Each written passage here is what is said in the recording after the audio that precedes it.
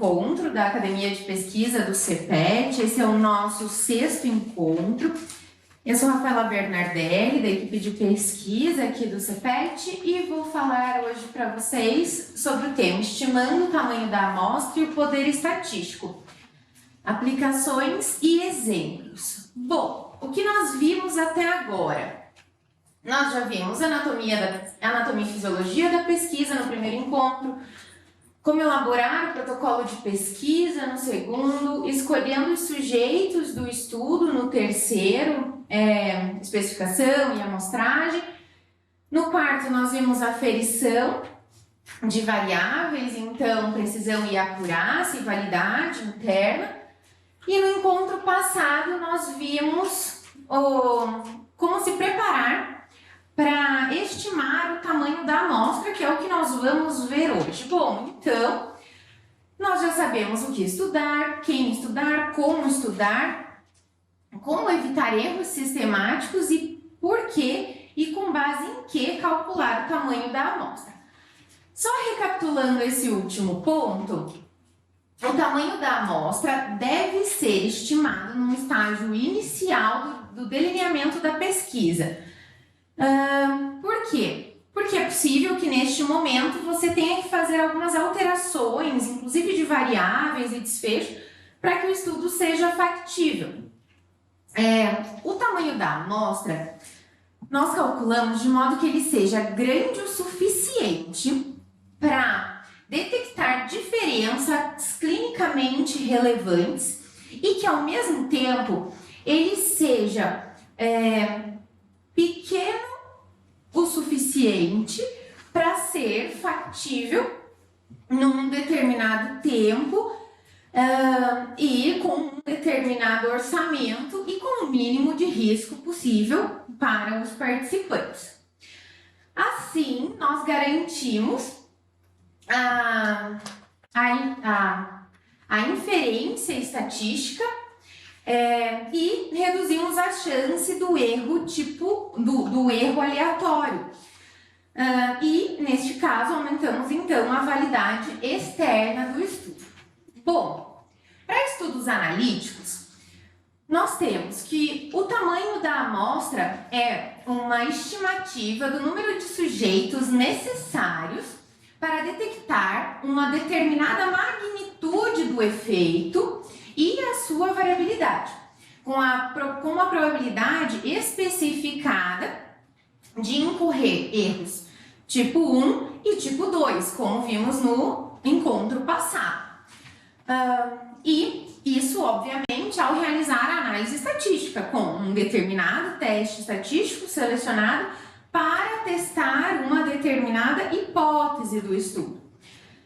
Dado que magnitude do efeito representa o tamanho da diferença ou do efeito considerado clinicamente relevante ou considerado importante aí pelo pesquisador.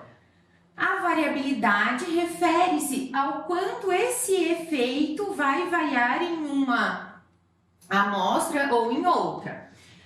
O erro tipo 1 ou alfa representa o nível de significância, que é o quanto o pesquisador aceita achar uma diferença que não exista na realidade, ou seja, que ele aceite errar ao achar uma diferença.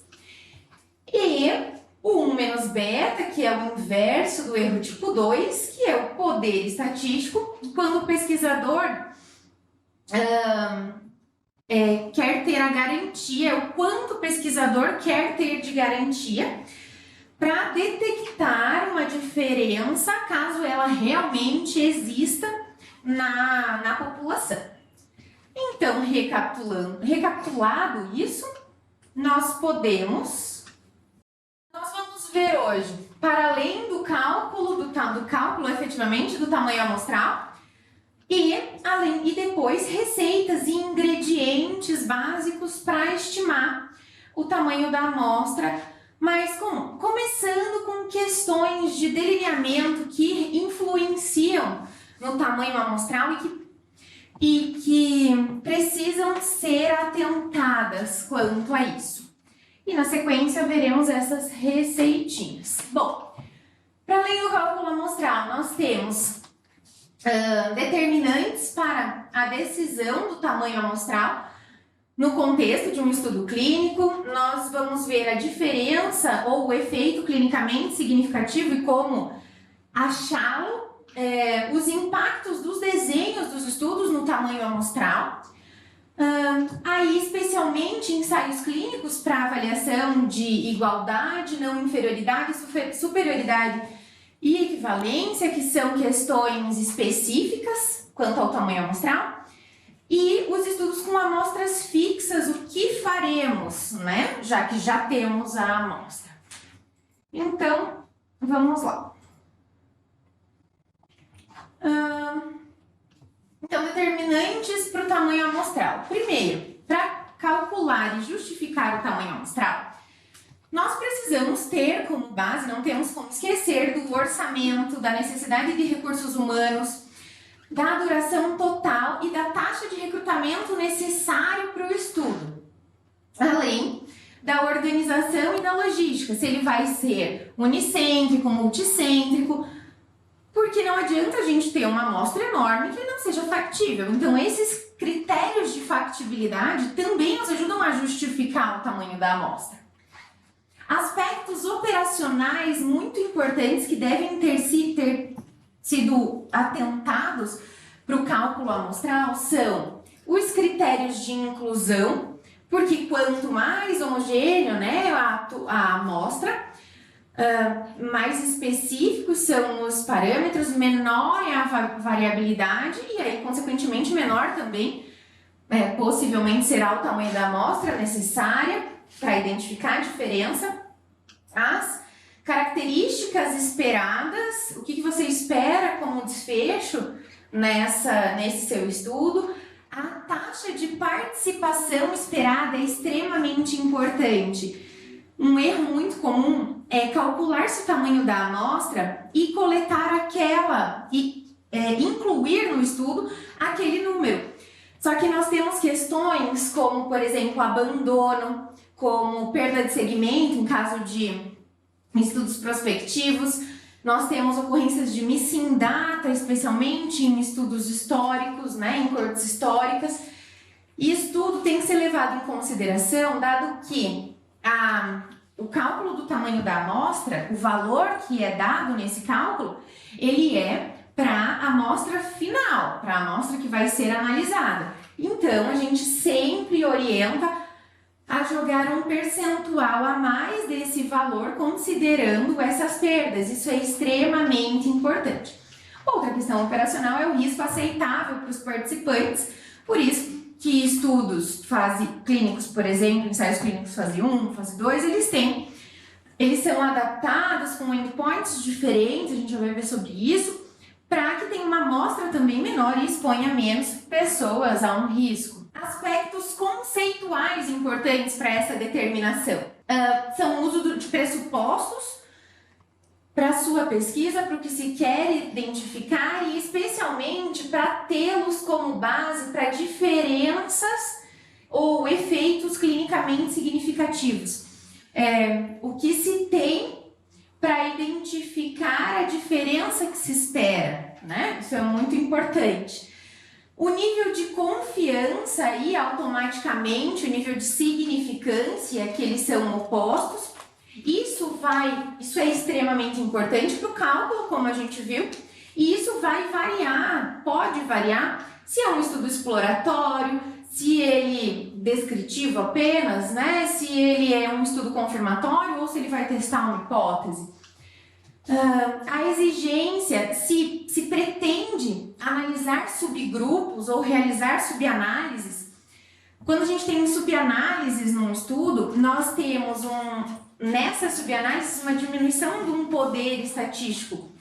Nessa subanálise, logo, a gente precisa prever amostras maiores para sustentar a significância estatística dessas subanálises.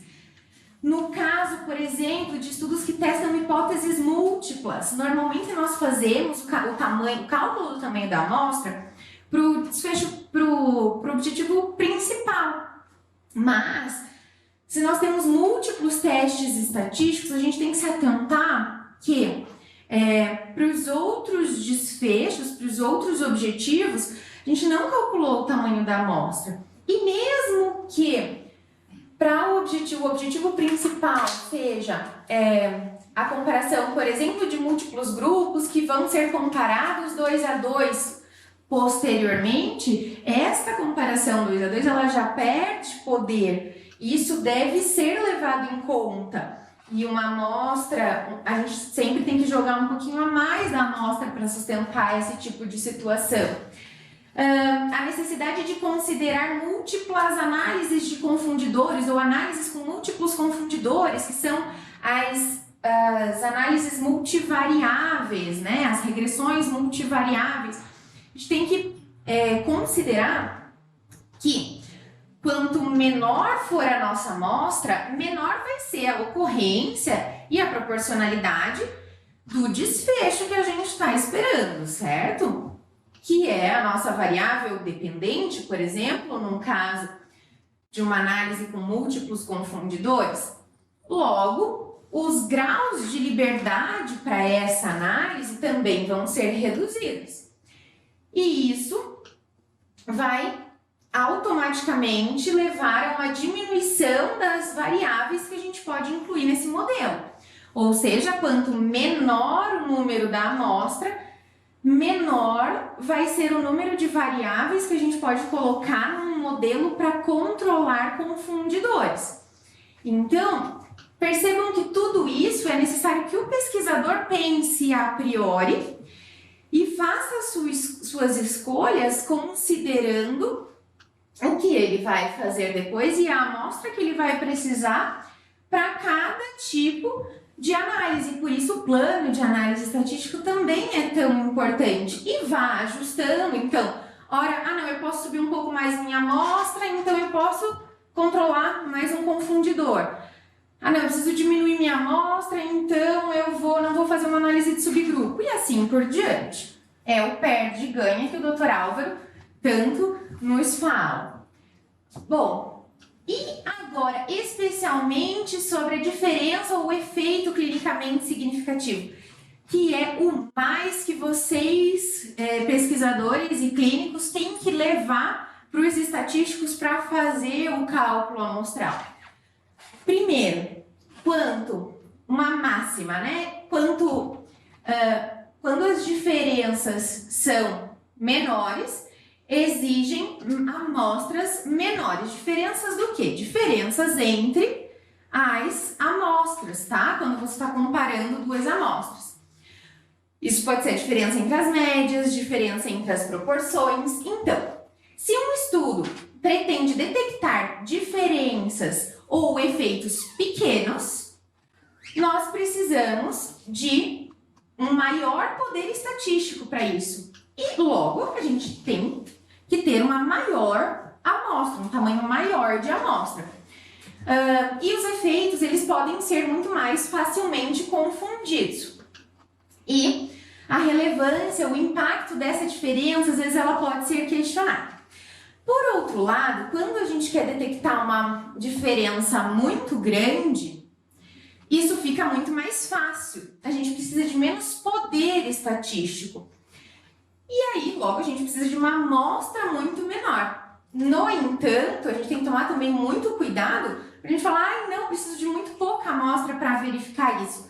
Só que cuide com as outras análises que você vai pretender fazer junto com este objetivo, porque ela pode gerar subestimações para os outros objetivos. E verifique, então, se a hipótese é global e verifique os efeitos também necessários para os subgrupos. O que é uma amostra pequena ou uma amostra grande? O que é uma diferença pequena ou uma diferença grande? Depende. Depende da área, depende do que se quer investigar, depende da variável. Tá? Um exemplo que a gente pode dar é que aqui, diferenças no caso de proporções, quanto mais próximo de 50% for a prevalência, por exemplo, de uma doença entre os grupos, aí eu quero ver a prevalência da asma na população. Se a prevalência for próxima a 50%, a cada pessoa que eu mostro, que eu pego, né, cada participante, eu vou ter a mesma chance de ter ou não asma. Isso, ou seja, perto de 50%. Isso eu vou precisar de muito mais amostra para identificar qual que é a prevalência. Quanto mais próximo dos extremos, ou do 100% ou do zero, mais fácil, né? Mais folgada vai ser essa diferença, no caso das proporções. No caso de médias, diferenças pequenas, por exemplo, um milímetro de mercúrio na pressão arterial sistólica, isso é muito pequeno, né? Então eu quero um efeito pequeno, a variação de 1 milímetro. E se for de 10, de 20, de 30, bom, já é maior, bem maior, muito maior. É mais ou menos isso, e isso vem do pesquisador, é o que nós vamos falar agora. E um estudo deve estar dimensionado para realmente encontrar, caso ele, com esse efeito, caso ele encontre mesmo a diferença, dado um intervalo de significância, como que ele não se deve ao acaso, como que essa magnitude não se deve ao acaso. E também dimensionado para o caso de ele não encontrar essa magnitude do efeito, ou seja, não ter a significância, ele poder dizer que ele tinha o poder estatístico suficiente para encontrar essa diferença, caso ela realmente tivesse ocorrido na população. Isso é uma garantia de qualidade do estudo. E sempre temos que levar em conta, obviamente, tudo aquilo que a gente já falou, de orçamento, recursos humanos e etc. E como propor esse valor mínimo de significância clínica? A pergunta é, qual é o mínimo que tem importância realmente para aquela variável, né? Qual é a mínima diferença? A primeira opção é sempre uma busca extensiva na literatura dessas diferenças ou efeitos já observados em estudos similares, ou áreas análogas, por exemplo, ou ainda estudos pré-clínicos. Um exemplo. Se um medicamento antihipertensivo foi aceito no mercado por reduzir, em média, 5 milímetros de mercúrio da pressão arterial diastólica em um mês após o início do uso, esse valor pode ser proposto, por exemplo, como clinicamente significativo para um estudo de um outro fármaco que vai avaliar o mesmo desfecho. Outra opção, uma segunda opção, e aí quando a gente não identifica na literatura nada similar, o que é muito difícil de acontecer, nós temos a opção de fazer um estudo piloto, e isso especialmente é importante para casos de variáveis quantitativas, onde a gente precisa identificar um desvio padrão, a gente já vai falar sobre isso, para ver a variabilidade dessa magnitude do efeito. Ou uma outra opção é o próprio consenso dos pesquisadores, a experiência clínica, a discussão com experts da área, para entender clinicamente o quanto que essa diferença é importante. E propor, então, inicialmente. Existe uma relação muito interessante do impacto de desenhos, por exemplo, do tipo emparelhados e usos de variáveis, de vários controles para um caso, como por exemplo estudos de caso-controle, no tamanho da amostra. Olha que interessante, quando você escolhe um desenho de estudo, você já está influenciando o tamanho da sua amostra. Quando nós temos estudos emparelhados do tipo antes e depois, ou seja, é o mesmo indivíduo que está sendo avaliado, isso diminui a variabilidade do indivíduo para ele mesmo, aumenta o poder estatístico, porque a gente usa testes estatísticos específicos para amostras emparelhadas, e isso reduz o tamanho da amostra necessária. Ainda em casos de estudos de caso-controle, em que nós escolhemos os controles em relação a características específicas dos casos, e nós vamos ver isso subsequentemente em outras aulas, nós já estamos controlando confundimentos e isso por si já ajuda a diminuir o tamanho da amostra necessária. Mas mais, quando nós estamos comparando um grupo de casos com um número de pessoas com 2 controles, por exemplo, 1 para 2, 1 para 3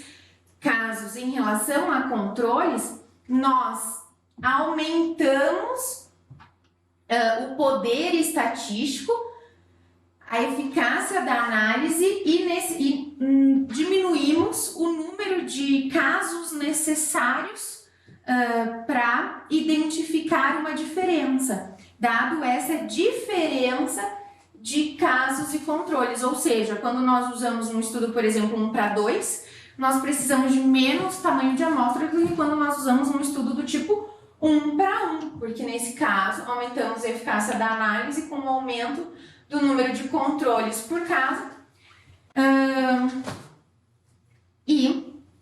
ou se não temos um aumento do número de controles por casos, para aumentar essa eficácia da análise, temos então que aumentar o tamanho da amostra. Isso é inversamente proporcional ao outro. Esse emparelhamento e esse uso de mais controles para cada caso, ele pode ajudar a reduzir o confundimento, como eu disse, por controlar variáveis a priori, então aumento da validade interna e aumento da eficácia desse poder de análise estatística, especialmente quando nós temos um odds ratio, nesse caso, próximo de 1, ou seja, pouco diferente, né? Mas é importante perceber que eles exigem testes estatísticos específicos próprios, tanto para o cálculo amostral quanto para a análise estatística. A eficácia depende de vários fatores e deve ser calculada para cada estudo de forma específica. Esse caso é bem importante, um estudo piloto. E ele pode ser problemático de obter controles emparelhados e também, neste caso, a gente sempre perde a informação de um caso a gente não encontre um controle. Isso veremos mais na aula de estudos do tipo caso-controle. Outra questão a ser levantada de desenho de estudo em relação ao tamanho da amostra são os tipos de amostragem por conglomerado, ou chamados clusters, em que, por exemplo, se resolve avaliar a eficácia de um programa de treinamento da equipe de um hospital. Não tem como você treinar um profissional e o outro não, que estão trabalhando no mesmo setor, e aí mudar a cultura organizacional, não dá. Nesse caso, a gente vai precisar de amostras em clusters, ou seja, o conglomerado, o hospital é uma amostra ali, mas dentro daquela amostra, daquele hospital, a gente tem várias pessoas. Este tipo, e aí, quem que é a amostra? É o profissional da saúde nesse caso ou é o hospital? É mais ou menos a mistura dos dois. Então, eu trouxe isso aqui para dizer para vocês que a amostragem com conglomerados, elas necessitam de técnicas específicas para amostragem, isso existe, ela depende da homogeneidade dos pacientes dentro de cada cluster e da variabilidade entre os clusters. É sempre muito importante um estudo piloto prévio, então, para esses casos, peçam a ajuda de um estatístico. E em relação à escolha dos endpoints, como que isso pode influenciar no tamanho da sua amostra? Por exemplo, a escolha de um endpoint composto em detrimento de um hard endpoint, de um desfecho duro. O que são desfechos duros? Por exemplo, mortalidade, tempo de internamento, são desfechos voltados para o paciente mesmo, a assistência, um único desfecho. Quando nós temos desfechos compostos, nós temos, por exemplo, a substituição aqui de um desfecho que seria infarto do miocárdio por um desfecho composto por doenças ateroscleróticas do tipo infarto do miocárdio, angina, infarto silencioso, doença isquêmica de membros inferiores, AVC, AIT, morte súbita, enfim, tudo que entraria aqui em doenças ateroscleróticas.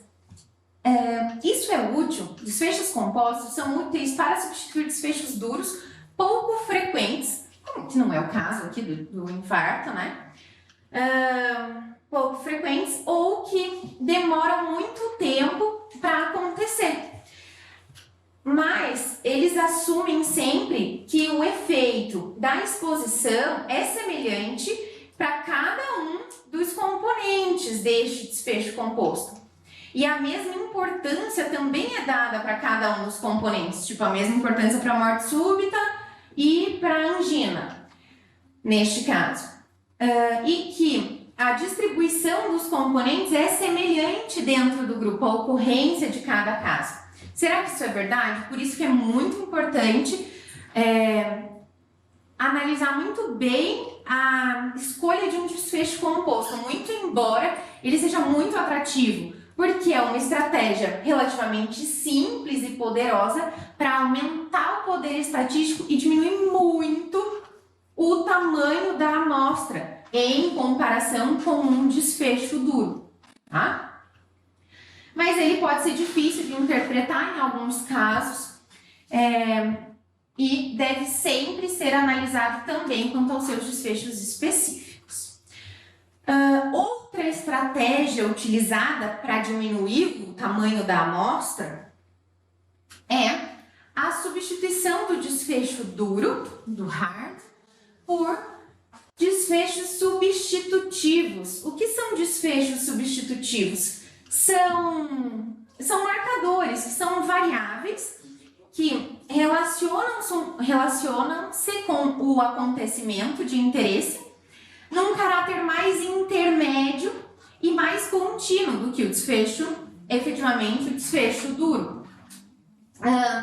Eles são úteis, por exemplo, um desfecho duro é que ter ou não ter AIDS, nós temos aí, por exemplo, um desfecho substitutivo como o valor do CD4 ou a carga viral desse paciente, são desfechos intermediários. E vejam, normalmente quando a gente tem um desfecho substitutivo, ele é contínuo e nós percebemos que, isso é muito importante, variáveis contínuas, do tipo contínuas, elas necessitam de menor tamanho de amostra do que variáveis dicotômicas. Então, neste caso, a gente tem um menor tempo e uma variável contínua, logo, duas formas de reduzir o tamanho da amostra em comparação com um desfecho duro. Isso é útil também para desfechos infrequentes, tá? Especialmente importante no caso dos ensaios clínicos, por exemplo, de fase 1 e 2, em que a gente quer acelerar esse processo e não quer expor tanta gente. No entanto, quando nós usamos desfechos substitutivos, é muito importante que a gente se questione, embora eles também sejam muito atrativos, é importante que a gente se questione. Será que a variável verdadeiramente reflete o acontecimento clínico esperado, que seria o desfecho duro? A avaliação do marcador ela é realmente precisa? Será que informações sobre a segurança do fármaco não são obtidas, neste caso desse desfecho, por terem um tamanho de amostra reduzido, por exemplo? Será que a conclusão realmente vai ser válida para a comunidade científica? Tudo isso é importante de se levantar nessa questão, mas é fato que o tamanho da amostra fica bem menor. Aqui eu trago um exemplo para vocês, como por exemplo, a substituição, num caso aqui de um desfecho duro por um substitutivo, né? Se a gente está pensando aqui em infarto do miocárdio, se para a morte, para o desfecho duro morte, nós precisaríamos de 4.000 pacientes e 5 anos de pesquisa, né, para consegui-los. Se a gente pudesse ver doença coronariana, né, nós precisaríamos de 200 pacientes e aí 90 minutos. No caso de insuficiência cardíaca, fração de ejeção, nós precisaríamos de 30 pacientes, enquanto que para morte, nesse caso, a gente precisaria de 4.000. E assim, a gente tem vários exemplos, eu posso disponibilizar também uns artigos bem legais sobre essas diferenças de desfecho para vocês perceberem essa variação de endpoint quanto a isso. Outra questão importante é a escolha do tipo de variável e a precisão na sua aferição. Como eu disse, variáveis do tipo contínuas, elas costumam possibilitar tamanhos de amostras menores do que variáveis categóricas, especialmente dicotômicas. E dentre as contínuas, as com menor variabilidade de dados também exigem amostras menores, assim como quanto mais precisa é a variável, menor, ou a forma de coleta dela, menor a amostra necessária. Quanto mais confiabilidade no teste você tem, menor a amostra necessária, logo porque menor é a variabilidade dela. Muito bem. Agora, outras questões. Falamos já de como estratégias aí que a gente precisa ter em mente para minimizar o tamanho da amostra na hora de escolher o desenho do estudo. E agora vamos falar de desenhos de estudos específicos muito brevemente, porque em ensaios clínicos isso será abordado. Mas, só para ficar na cabeça de todo mundo, que quando nós temos ensaios clínicos e eles podem testar, por exemplo, igualdade de um determinado medicamento com o outro, de um determinado tratamento com o outro, ou seja, detectar diferença clinicamente relevante, se essa diferença existe. Eles podem ser testados para não inferioridade, ou seja, eu só quero saber se o medicamento novo ele não é pior do que o outro, então se ele for igual tá tudo bem. Ele pode ser um teste de superioridade, então determinar se uma droga nova é superior, é melhor que a outra, então do que um tratamento padrão, acima da diferença clinicamente relevante. Ou ele pode ser um teste de equivalência, eu quero saber se a droga nova ela é igual dentro de um intervalo aí dessa diferença clinicamente relevante. Nesse caso, eu trago uma figurinha assim bem simples e ilustrativa para vocês, em que sigma é a diferença clinicamente relevante de redução no caso da avaliação de dois medicamentos, o usual e o novo, do colesterol de 10 mg por decilitro. Então aqui eu tenho o meu zero, aqui eu tenho 10 mg por decilitro para menos e 10 para mais. Quando eu estou nessa margem do 0 para 10 para mais ou 10 para menos, eu estou dentro do limite da equivalência. O meu cálculo amostral tem que ser feito para esperar isso. Quando eu estou abaixo desse limite, eu tenho uma redução, por exemplo, de 15, usual, uma redução, né? Isso difere em 25, de 15 do novo e de 40 do usual, eu tenho uma 25 a menos para o novo, ou seja, o novo é inferior. Se eu tenho o novo com uma diferença maior do que 10, ele é superior, aí no caso, quando a gente testa a igualdade. E aqui a gente percebe que quando ele não é inferior, se ele está numa margem a menos, se eu testo não inferioridade, aqui ele seria não inferior e aqui ele ainda seria não inferior. No caso da não inferioridade. E superior, ele seria só aqui. Isso eu trago apenas para mostrar para vocês que quando de um desenho que não seja só de igualdade, peça ajuda a um estatístico, assim como em análise de cluster. Outras questões importantes e quando a gente tem uma amostra fixa já. Por exemplo, um estudo de corte retrospectivo ou um limite fixo de participantes, que são, por exemplo, profissionais de um determinado país que eu quero avaliar. Aquela amostra é fixa. Aí eu não preciso calcular o tamanho da amostra a priori, porque ela já é fixa. Mas eu posso fazer análises post-hoc. que vão determinar ou calcular e determinar, né, o poder, a potência do teste estatístico para determinar com aquela amostra uma magnitude de efeito que eu espero e que eu vou imputar nesse cálculo, ou mesmo para calcular qual é a diferença ou o efeito mínimo significativo que para um determinado poder eu tenho, uma determinada potência estatística e um nível de significância eu tenho naquela amostra. Isso é bem importante porque, por vezes, em amostras retrospectivas muito grandes, como a gente já teve exemplo aqui, eu consigo detectar um efeito muito pequeno e aí que me dá uma diferença significativa, né?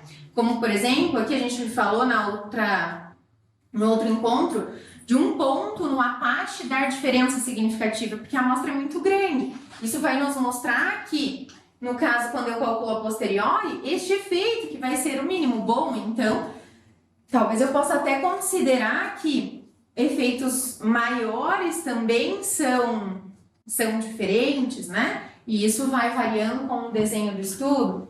Bem importante a gente saber dessa necessidade de calcular o poder ou a magnitude em casos de amostras fixas. Seguindo para o final do nosso encontro de hoje, eu vou deixar para vocês também materiais com receitinhas e ingredientes para estimativas do tamanho de amostras mais comuns, que para objetivos descritivos, ou seja, não tendo hipóteses de comparação entre grupos, por exemplo, eu tenho a estimativa de uma proporção de uma variável dicotômica em uma população, quando eu tenho estudos de prevalência, de doença ou até de incidência, mas aqui especialmente de prevalência, ou quando eu quero estimar a média de uma variável contínua em uma população.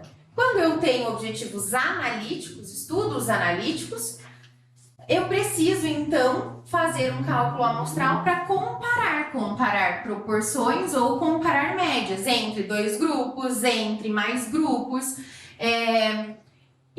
de várias outras formas que aqui a gente não vai abordar nesse momento. Então, quando a gente estima o tamanho da amostra para estudos descritivos, o que eu preciso? Aquilo que a gente já falou também na aula passada. Nós precisamos, no caso dos descritivos, identificar e estabelecer o quanto que a gente quer confiar que o nosso resultado está contido na média da população. Ou seja, o estudo descritivo relata o intervalo de confiança de uma faixa de valor de média ou de proporção. E o intervalo de confiança é uma medida de precisão da estimativa da amostra. Normalmente ele é de 95%, como todos percebem em estudos, mas ele pode variar, pode ser para mais, pode ser para menos. E quanto maior o nível de confiança do intervalo, ou seja, se eu tenho um intervalo de 99, ele é mais confiável do que um de 95, ou seja, ele é mais estreito. E isso me requer uma amostra maior, porque logo eu vou ter uma maior probabilidade de incluir o valor da população real dentro daquele intervalo. Eu vou aumentar minha precisão dos dados e a acurácia para a generalização, mas eu também vou precisar de muito mais amostra. E o que eu preciso para estimar o tamanho amostral de uma proporção, ou seja, de uma variável dicotômica? Bom, eu preciso de 3 elementos. Preciso estimar a proporção esperada com uma característica de interesse na população. Eu preciso especificar a precisão desejada, e isso é a nossa margem de erro. Por exemplo, nas pesquisas eleitorais a gente fala tantos eleitores responderam que com uma margem de erro de 2% para mais ou para menos. Essa é a margem de erro que a gente quer aceitar dessa proporção. e também selecionar, obviamente, o nível de confiança desse intervalo de confiança. Isso pode ser feito de forma simples, aqui com um exemplo bem rápido, num software. E outra coisa que a gente precisa selecionar é uma calculadora eletrônica, um site ou um software estatístico para fazer esse cálculo para a gente. Num exemplo aqui bem simples, usando o EpiTools, que é uma ferramenta, um site gratuito, nós podemos então, um geneticista irá investigar a polimorfia de um gene em determinada população. Deseja-se estimar a proporção deste genótipo nesta população.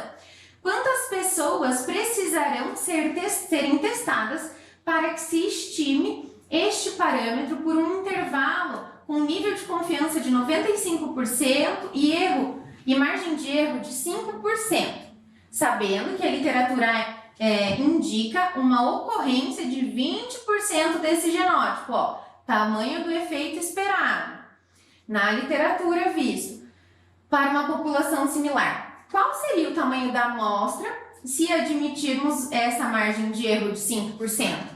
Bom, no EpiTools, gente, é muito simples, você seleciona lá, estimar uma proporção, coloca os parâmetros de estimativa da população, então 20%, 0,2%, a margem de erro de 5% e a confiança de 95%, e ele te dá o resultado aqui, 246 para este caso.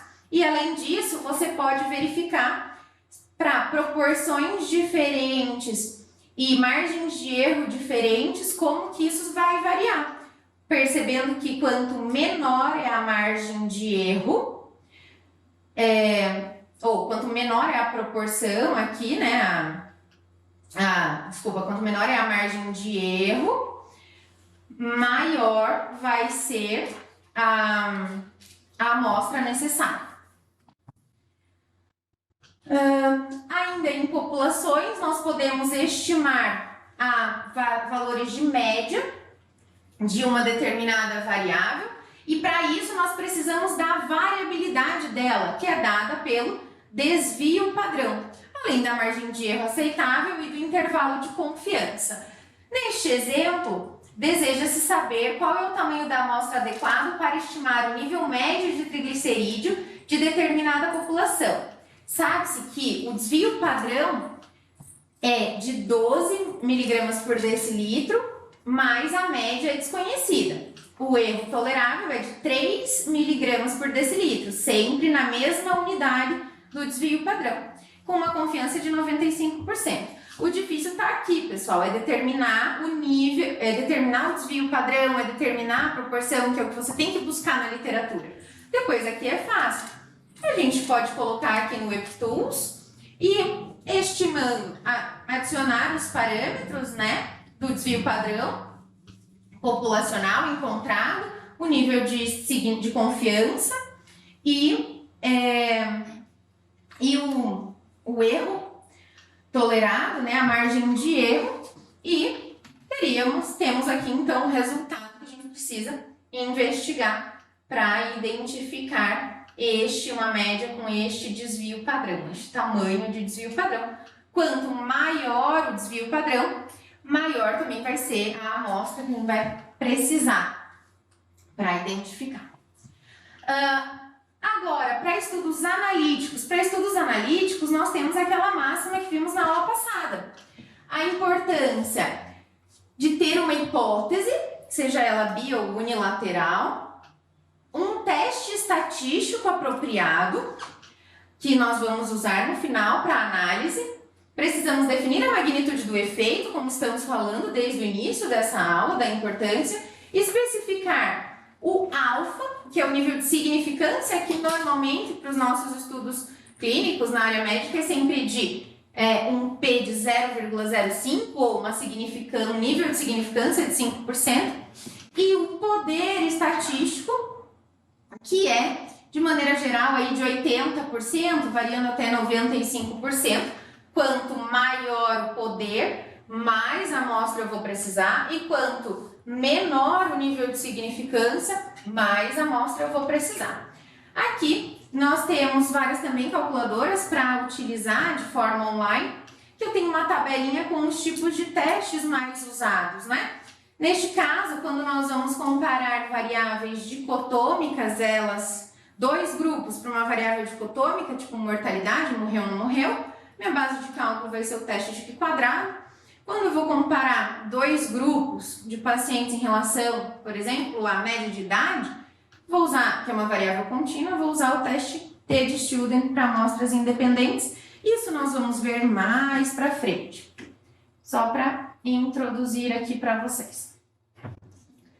Quando nós estamos comparando proporções, precisamos da hipótese que vai ser testada e precisamos estimar a magnitude do efeito para a proporção do desfecho de um grupo e do outro grupo.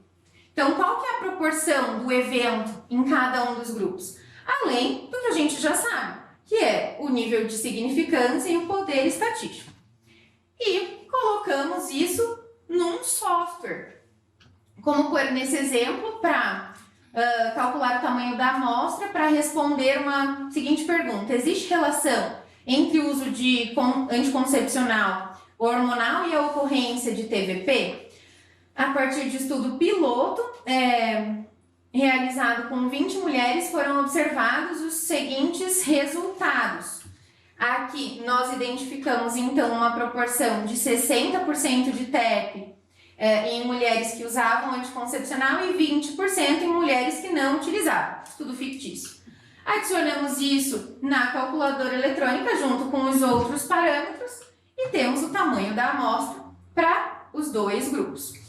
E temos também toda aquela variação de nível de proporção entre os grupos, para podermos escolher a melhor opção. Ainda quando vamos comparar as médias, a diferença é que, além de estimar a magnitude do efeito, nós precisamos estimar a variabilidade, ou seja, o desvio padrão, como neste exemplo, em que, para calcular o tamanho da amostra, para responder a seguinte pergunta: existe diferença significativa entre a média da pressão arterial sistólica entre homens com IMC normal em uma determinada faixa etária, praticante de atividade física e sedentários? Então, eu tenho dois grupos e a variável é pressão arterial sistólica. Usando os resultados de uma amostra piloto de 8 indivíduos que me deram 120 de média de pressão do grupo que faz atividade física, 194 para o grupo que não faz,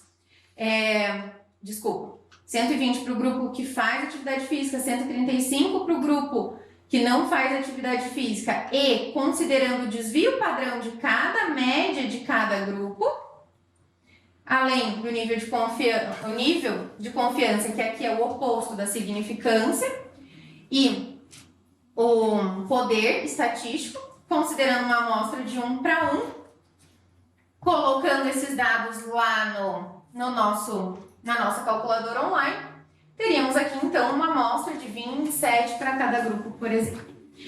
O que eu quero dizer para vocês é que a gente tem vários programas para analisar, sempre tem a ajuda do estatístico, mas o que eu quero trazer para vocês é a importância do pesquisador pensar e saber o quanto o seu delineamento varia o tamanho da amostra e o quanto isso é importante, o quanto você pode jogar com isso mesmo antes de calcular a amostra. E o quanto é importante o pesquisador, empoderado do conhecimento teórico sobre o assunto, estimar a magnitude do efeito, que é a questão para um cálculo amostral. Obrigada. Pela delonga. Perguntas para a Rafaela? Bom, doutor, é um muito legal. Você que deve ter entendido. Do começo ao fim. Então, Nós temos que estudar umas 10 vezes aí. Essa é uma questão que até mesmo a gente dentro da faculdade a gente trabalha bastante com a questão da nota, como estimular, como calcular também essas questões. A gente tem, por exemplo, aí dentro do slide que a Rafa está, né, alguns softwares que nos ajudam a respeito disso, e até mesmo dentro do software que às vezes a gente se atrapalha. E decorrer de todas as aulas que a gente vem tendo, a gente vem falando tanto de alfa e beta, que o povo pensa que a gente está falando já dando aula de grego, a gente está falando sobre estatística e tudo mais. Mas o ponto principal de tudo, eu acho que para aqueles que querem começar numa pesquisa é sempre manter os pés no chão, né? A gente não pode começar no ramo da pesquisa fazendo estudos randomizados, sendo que a gente não entende um pouco sobre as outras coisas. E esse é um dos pontos até mesmo do CETEC, né? O CETEC não começou fazendo estudos randomizados e tudo mais, e olha onde o CETEC está hoje, né? O CETEC evoluiu muito durante todos os anos, até mesmo pela tomada do doutoral desses anos atrás. E a gente tem imensos testes estatísticos, imensos modelos para que a gente adquira conhecimentos e tudo mais, né? E a Rafa deu uma resumida nisso tudo em pouco tempo de aula, porque para a gente ver dentro da faculdade exatamente a parte da mensagem e tudo mais, é mais de 6 meses para a gente entender um pouco sobre o que a Rafa resumiu bem. Então, parabéns, Rafa. Muito obrigado. Diana? Parabéns, Rafa. Que assunto, né? Estava ansiosa para assistir sua aula, porque realmente é um assunto que me incomoda muito. Eu tenho várias dúvidas, assim, como fazer o cálculo amostral, como determinar mesmo esse N que a gente vai utilizar para ter uma resposta, né? Que condiz com as nossas perguntas. Aí, por isso que eu pedi para você deixar naquele slide, mas não precisa lá dos programas. A pergunta que eu tenho exatamente em relação a isso, porque, por exemplo, na pesquisa pré-clínica, Rafa, todo projeto que a gente vai submeter para realizar, que a gente vai submeter para o SEMA, né, que é o Comitê de Ética para o Uso de Animais, a gente tem que já submeter esse projeto com o N, com o número de animais que a gente pretende utilizar. E aí a gente usa muito o GPAL, que é simples, a gente consegue. Mas agora, na pesquisa clínica, onde envolve um N muito grande, muito maior, qual desses programas você acha que seria mais indicado? Obviamente, cada um tem a sua particularidade, mas no geral, assim... Assim, para submeter para o CEP, também, para o Comitê de Ética em Pesquisa com Seres Humanos, a gente também precisa submeter com o N. E eu uso todos os que estão apresentados aqui. Depende muito. E ontem mesmo, montando a aula, eu ia até trazer o print da minha tela da barra de favoritos, com os sites. Eu tenho lá uma pasta cálculo amostral e eu tenho assim uns 15 sites diferentes que são de universidades diferentes que tem por trás uma estrutura de cálculo robusta para cada uma, porque na verdade eu trouxe aqui a simples, né? Então para um Q quadrado, para um teste T. Só que quando a gente pensa aí em análise de sobrevida, a gente precisa de um cálculo, modelo de cálculo, a gente precisa de outro. Enfim, cada teste, cada modelo de análise, a gente precisa de uma coisa. Então, uns são mais tranquilos, outros respondem melhor a uma questão mais específica. Isso varia bastante, mas eu uso bastante o GPower. Para cálculo amostral, por exemplo, do nosso trial, eu fiz inicialmente uma prospecção assim no GPower, mas o cálculo efetivamente eu fiz no R porque a gente precisou desenvolver uma rotina para isso, eu com o Marcelo, obviamente. Então, depende, todos esses que eu coloquei, até coloquei esses sites aqui tipo, como check confiável, sabe? Que são de universidades, de projetos grandes e que eu uso também. O Epitools, por exemplo, é um que eu uso muito. Acho que é isso. Esse é bem legal, que ele vem com uma descrição, assim, embaixo. O capítulo da amostra, sabe? A descrição da amostra escrito do jeito que você copia e cola no artigo, só dá uma adaptadinha. É bem bom também. Enfim, o Stata, que é o software que o CEPET tem, então a gente usa também bastante. Acho que é isso. É porque para os pobres mortais é um tema muito complexo. Por isso que eu tentei trazer esse manualzinho com um site aberto em que, para o básico, a gente consegue resolver aqui muitos dos nossos TCCs, com um exemplo desse que eu passei, usando esse manualzinho no EpiTools, a gente já consegue prever a amostra de uma forma bem tranquila. Você conseguiu responder. O G-Power também é ótimo. Aí ele é mais específico, porque daí ele apresenta por cada teste estatístico. Eu Eu sinto gosto que há uma bastante. escassez muito grande do conhecimento, sabe? Para a gente, de fato, fazer uma análise, precisar, né, um N ideal, para a gente conseguir obter resultados legais. Mas eu acho é super legal isso, mas assim, acho que se tem alguma coisa que eu quero deixar mais dessa aula, é isso, sabe? Porque é tudo que a gente falou antes de apresentar os exemplos, se você traz pra gente, pra equipe aqui de estatística, qual que é a magnitude do efeito, se você já tem dados de variabilidade, todo o resto a gente faz e entrega. Mas é importante que o pesquisador tenha em mente a importância e a variação dos desenhos do estudo para o tamanho da amostra. Porque às vezes eu acabo sentando e penso assim, mas isso não vai dar certo. Mas como não vai dar certo? Não vai dar certo porque eu já pensei que a amostra vai ser muito grande e tal. Mas por uma experiência nesse sentido. E acho que nivelar essa experiência pensando, não experiência, mas nivelar esse conhecimento do quanto o tipo do estudo, o delineamento, o desfecho vai influenciar no tamanho da amostra. Isso é o que eu tentei mais trazer, espero ter conseguido um pouquinho. Obrigada. Acho que você certamente trouxe todas as variáveis que devem ser levadas em consideração na hora de fazer esse cálculo e a sua complexidade. Isso não é uma coisa que possa, de alguma forma, ser feita igual para todos os estudos. Depende do tipo de variável, depende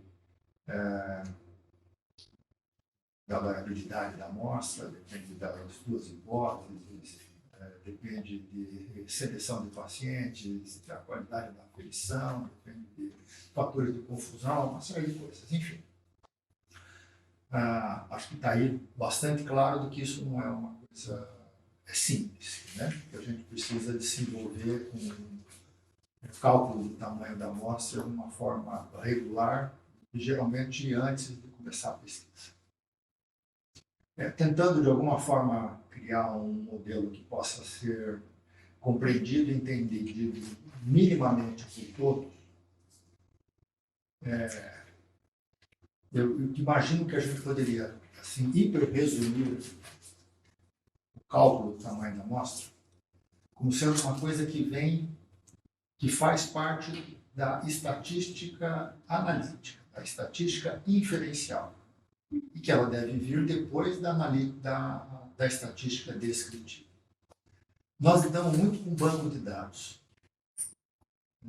Você trabalhar com banco de dados é diferente de você trabalhar com ensaio clínico, trabalhar com ratinho. De modo geral, você tem uma hipótese a priori. E essa hipótese a priori tem uma determinada intervenção, em que você, antes de começar a tua estatística, o teu ensaio, você obrigatoriamente tem que fazer uma previsão do teu N, porque senão nem as agências regulatórias vão aprovar isso, porque querem ter uma ideia de custo, de número de intervenções, de pessoas, de ratinhos, etc. Nós lidamos basicamente com um banco de dados. De um modo geral, as nossas hipóteses elas vêm a posteriori, né? A gente monta primeiro uma estrutura e, a partir delas, a gente analisa quais são as estatísticas inferenciais que a gente vai fazer em cima de uma análise descritiva que já está pronta. E aí a gente fica brincando. Nesse brincar, é preciso entender se cada uma das hipóteses que a gente faz pode fazer sentido, porque a gente tem um tamanho da amostra, tem dados que possam se tornar conclusivos, podem tornar a nossa análise de valor. Assim sendo, eu acho que a gente podia sempre utilizar aquela tabelinha 2x2, porque eu diria, eu fiz aqui uma tentativa de tentar, pelo menos a maneira como eu entendo, que como nós estamos falando do tamanho da amostra, nós estamos falando de estatística inferencial analítica, ela é usada, para usar um termo de vocês, para rejeitar a hipótese, né? Ou para poder demonstrar que existe uma diferença na nossa linguagem. Exato. Né?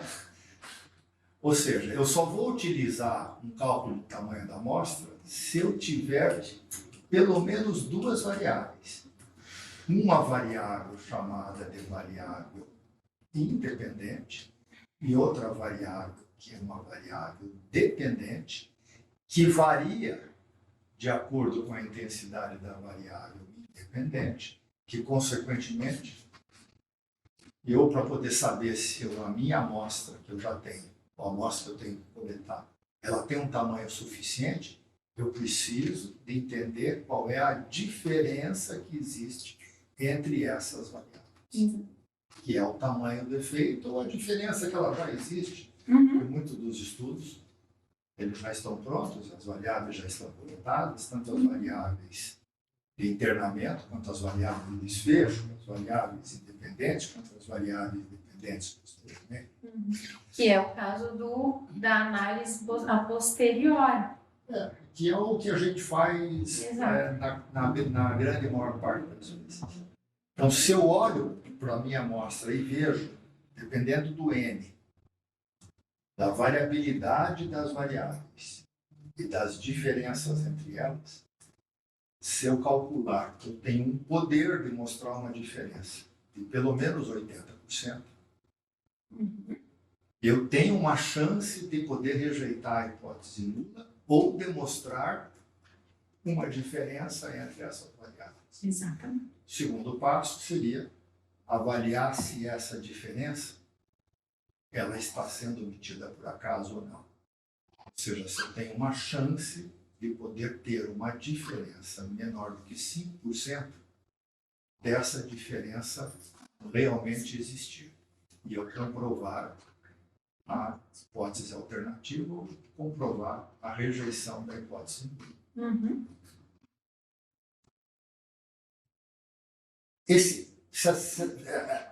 Acho que esse raciocínio, se a gente conseguir passar para todo mundo, ele é relativamente fácil de ser compreendido. Né? E aí dá para poder ir complicando. Para eu poder dizer que eu tenho mais que 80% de poder de rejeitar a hipótese nula, de mostrar uma diferença, e tenho menos do que 5% de chance, vai depender da minha variável. Uma variável contínua eu consigo rejeitar mais facilmente ao acaso, uma variável discreta, ou uma variável ordinal, ou uma variável dicotômica vai ser mais difícil. Tem que aumentar mais o meu tamanho da amostra para a mesma diferença, para que eu possa ter um alfa menor. Se meu desfecho ele for único e ele não tiver vício de confusão, mais fácil. Se tiver muita variável de confusão, mais difícil. Se eu começar a aumentar demais o número de vezes em que eu aplico essa mesma relação com variáveis diferentes, eu estou fazendo múltiplas hipóteses. Exato. A chance de eu encontrar uma por acaso é Maior. mais alta. Né? Se eu fizer múltiplos extratos, eu diminuo o meu tamanho de cada uma da amostra. Aí eu dificulto de achar o alfa. Precisa de mais amostra. Se eu tiver pouco desfecho, eu posso fazer desfechos agregados, eu aumento a quantidade de desfecho, aumento a chance De achar a diferença. De achar a diferença. Diminuir a amostra. Se você montar um brinquedinho que é fácil, Muito legal, né? todo o resto você vai colocando na perspectiva e evita esse baque da gente ter que ensinar o stata ou de ter que ensinar Porque ela está angustiada de que ela não sabe. Eu quero dizer para ela que ela não precisa, se ela entender, porque ela sempre terá a Rafa e o Marcelo do lado para poder fazer isso. Né? Porque vai ficar um troço inatingível. Agora, se um dia você quiser se tornar uma pesquisadora independente, não importa, quiser entender isso tudo bem. Mas o centro de pesquisa, ele se faz da complementariedade. Exatamente. Acho que a ideia junta do que o Dr. Álvaro falou, né? Que, na verdade, a gente faz esse dimensionamento para achar essa significância clínica, ou seja, se ser conclusivo para a diferença de um grupo com o outro, ou do efeito, né? E se a gente encontrar essa diferença, a gente poder dizer que ela só tem 5% de chance de ser ao acaso, e se a gente não encontrar, dizer que a gente tinha 80% de chance de encontrar se ela existisse. E mesmo assim a gente não encontrou. É isso. Provavelmente a hipótese não foi rejeitada. Exato. Ou seja, não há diferença. Exato. A questão toda para esse dimensionamento é realmente essa magnitude, essa variabilidade que o pesquisador vai ter em conhecimento teórico. Quando a gente sentar, ou quando alguém vier sentar, se estiver sendo baseado num estudo futuro, a gente tem que fazer o cálculo do tamanho da amostra antes, porque a gente vai ter que desenvolver um ensaio que tenha poder para poder encontrar uma diferença. E aí tentar entender essa diferença, qual é a variável de desfecho que estiver sendo medido, qual é o teste estatístico, para que ele possa se mostrar estatístico. E o legal... Nós temos o N.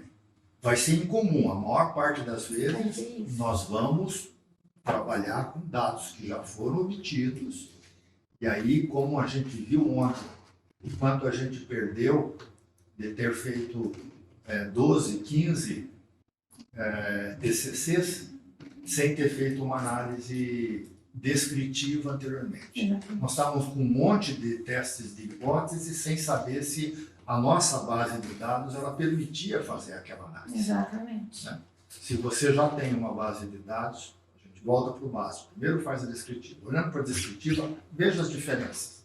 Para cada uma das diferenças, tente entender que tipo de variável é o N, a variabilidade e a diferença do desfecho. Aqui eu acho que vai dar alguma coisa estatisticamente significativa. Exatamente. Né? Então aqui eu acho que eu tenho poder na minha amostra para poder mostrar que existe uma diferença.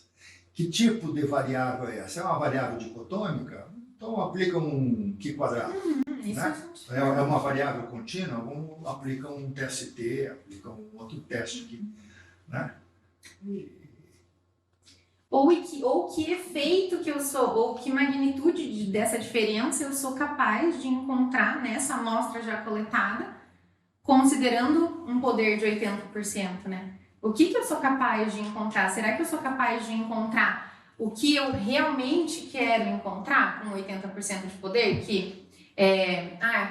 Acho que uma diferença, uma variação de glicemia do COVID para o não COVID no dia X é uma diferença maior que 10 miligramas por decilitro, já é uma diferença clinicamente relevante? Será que na amostra que eu tenho com esse tamanho de poder eu consigo encontrar isso? E aí são as respostas a posteriori que a gente pode dar. Ok? Então. Alguma pergunta?